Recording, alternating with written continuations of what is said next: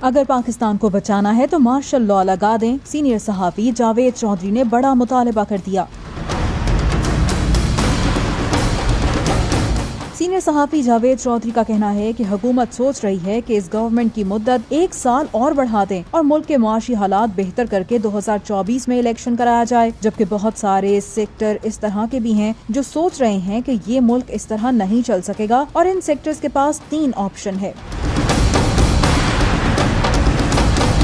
پہلا آپشن یہ کہ وہ ایمرجنسی نافذ کریں، الیکشن اور باقی سب چیزوں کو سسپینڈ کریں اور پاکستان میں ٹیکنوکریٹ گورنمنٹ لے آئیں۔ وہ ٹیکنوکریٹ گورنمنٹ 1 سال 2 سال یا 3 سال کے لیے آ کر پاکستان کو واپس ٹریک پر لائے۔ جبکہ ملک ٹریک پہ آ جائے تو سیاستدانوں کو کہا جائے کہ آئیں، بیٹھ کر لاہے عمل تیار کریں اور پھر الیکشن میں جایا جائے۔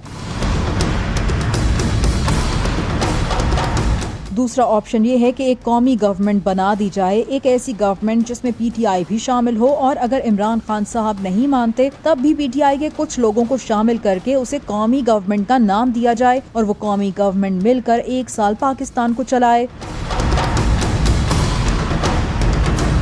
تیسرا آپشن یہ ہے کہ پاکستان میں مارشل لا لگا دیا جائے، کیونکہ پاکستان کی معاشی ریڑھ کی ہڈی میں اتنی طاقت نہیں ہے کہ پہلے 2 صوبوں میں الیکشن کروایا جائے، پھر 35 حلقوں میں ضمنی الیکشن کروائیں اور اس کے بعد جنرل الیکشن کی طرف جایا جائے۔